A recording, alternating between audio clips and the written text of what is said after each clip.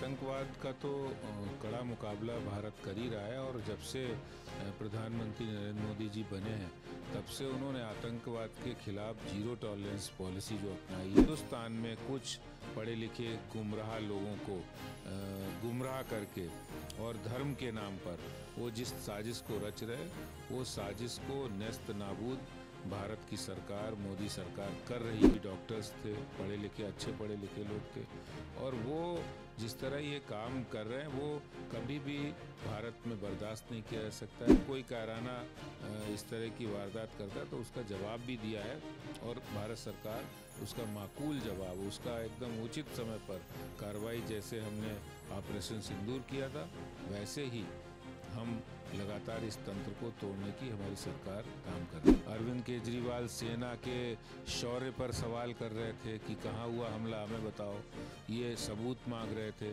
तो ऐसे लोगों से उम्मीद नहीं की जा सकती है। ऐसे लोग कुछ ठोस काम नहीं कर सकते, ये सिर्फ ऐसे सवाल पूछते हैं। पहले दिल्ली को दहलाने की साजिश और अब कश्मीर, जम्मू कश्मीर के अंदर एक भयानक विस्फोट। ये जो आतंकवाद की कड़ी है कहीं ना कहीं साफ तौर पर जुड़ती नजर आ रही है। और जिस तरीके से दिल्ली के लाल किले के बाहर एक भयानक विस्फोट हुआ था जिसमें 12 से अधिक लोग मारे गए थे और तमाम लोग घायल हुए थे, उसी तर्ज पर जम्मू कश्मीर के बाहर जिस तरीके से धमाका हुआ, पुलिस स्टेशन को उड़ा दिया गया, 10 लोग से ज़्यादा लोगों की मृत्यु हो गई। कहीं ना कहीं आतंकवाद, हम ये सोचते थे कि अशिक्षा के कारण होता है, भुखमरी के कारण होता है, गरीबी के कारण होता है, पर ये जो पढ़े लिखे इंटेलेक्चुअल्स आतंकवादी, यानी सो कॉल्ड जो इंटेलेक्चुअल्स कहते हैं, अपने आप को डॉक्टर कहते हैं, वो डॉक्टर जिसकी जिम्मेदारी होती है जनता की जान बचाने की, जब वही जान लेने पर आ जाएगा तो फिर जनता क्या करेगी। तमाम विषयों पर बातचीत करेंगे। दिल्ली के पूर्व मेयर आदेश गुप्ता जी हमारे साथ मौजूद है। सर, पहले तो माना जाता था कि गरीबी और भुखमरी से आतंकवाद होता है। अब सरकार ने तमाम ऐसे प्रयास किए कि गरीबी भुखमरी मिटाई जाए, पर अब पढ़े लिखे लोग भी आतंकवाद का चोला ओढ़कर जनता की जान के पीछे पड़ गए हैं। कैसे आतंकवाद दूर करेंगे देश के अंदर से? देखिए, आतंकवाद का तो कड़ा मुकाबला भारत कर ही रहा है। और जब से प्रधानमंत्री नरेंद्र मोदी जी बने हैं तब से उन्होंने आतंकवाद के खिलाफ जीरो टॉलरेंस पॉलिसी जो अपनाई है, आज उसी कारण की वजह से भारत, हम आए दिन, आज से 2014 से पहले आए दिन यूपीए सरकार में सुनते थे विस्फोट हो रहा है, जगह जगह बम विस्फोट होते थे, घोटाले होते थे, लेकिन आज वो स्थिति नहीं है। हम सबसे पहले तो जिस तरह साजिश करके कश्मीरी आतंकवादियों को ट्रेनिंग दी जा रही है, उनको पहले पाकिस्तान ने अपने यहाँ से लोगों को भेज कर, और अब हिंदुस्तान में कुछ पढ़े लिखे गुमराह लोगों को गुमराह करके और धर्म के नाम पर वो जिस साजिश को रच रहे, वो साजिश को नेस्त नाबूद भारत की सरकार, मोदी सरकार कर रही है लगातार।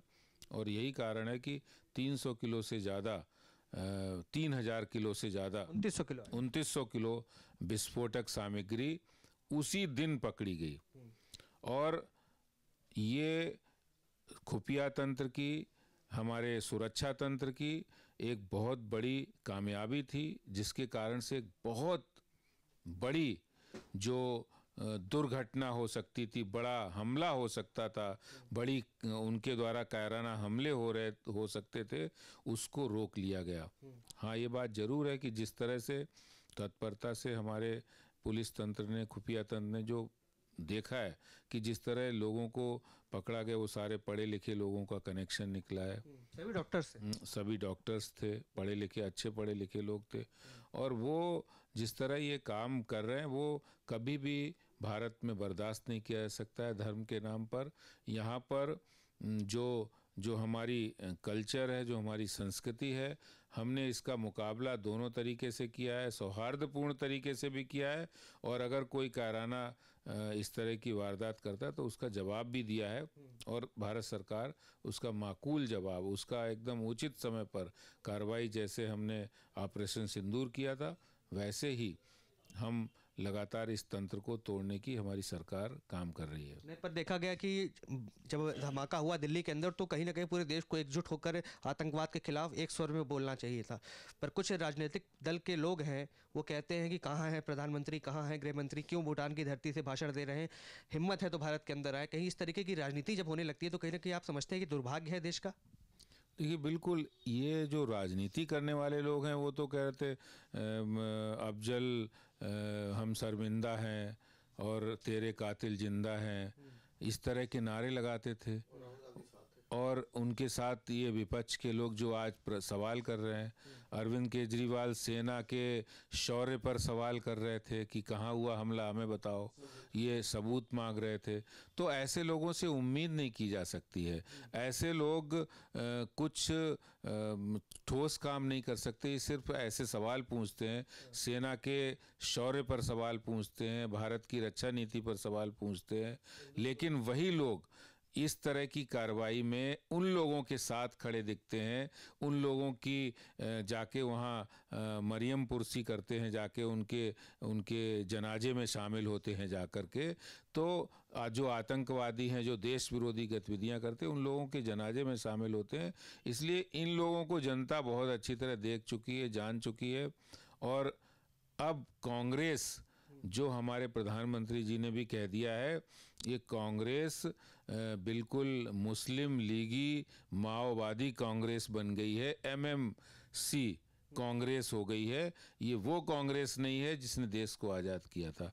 इसलिए इनके नेता पूरी तरह से मुस्लिम लीगी और माओवादी जैसे काम कर रहे हैं। आदेश जी, अंतिम में यही पूछना चाहूँगा, अमित शाह ने कहा कि एक ऐसा एग्जाम्पल सेट किया जाएगा इन घटनाओं के बाद कि कहीं ना कहीं जिस तरीके से जिसने भी इस घटना को अंजाम दिया है, अगर वो इसकी सज़ा देख लेगा तो बाकी आतंकवादी खुद सरेंडर कर देंगे। क्या लगता है किस तरीके की सज़ा होनी चाहिए, क्योंकि आतंकवाद जैसी समस्या से आम आदमी मरता है, आम आदमी सफ़र करता है।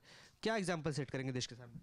हमारे देश के प्रधानमंत्री नरेंद्र मोदी जी की सरकार ने हमेशा ऐसे निर्णय जनता के लिए लिए हैं। अगर कोई आतंकवादी हमला करता है तो उसके खिलाफ कार्रवाई हमने, सर्जिकल स्ट्राइक हो या फिर एयर स्ट्राइक हो या ऑपरेशन सिंदूर हो, वैसे ही जरूर हम पूरी उम्मीद करते हैं, विश्वास करते हैं, क्योंकि जो एनडीए सरकार, मोदी सरकार जो कहती है वो उसको करके दिखाती है। इसलिए हमें पूरा विश्वास है, उन्होंने जो कहा है उसको करके दिखाएंगे। देखिए, तमाम सुरक्षा से जुड़ी बातों पर आदेश गुप्ता जी की राय ली गई। तमाम बातें जो वादे गृह मंत्री अमित शाह ने किए हैं, कहीं ना कहीं उस पर देखने की बात होगी कि किस तरीके की कार्रवाई जो है वो आतंकवाद के खिलाफ की जाती है, क्योंकि अब आतंकवाद जो है वो सर चढ़कर बोल रहा है और कहीं ना कहीं मासूम लोगों की जान जा रही है। आपके क्या विचार है, कमेंट्स में लिख डालिए और तमाम ऐसी खबरों के लिए बने रहें, देखते रहें सौगंध टीवी। धन्यवाद। आप देख रहे हैं सौगंध टीवी, सौगंध वतन की।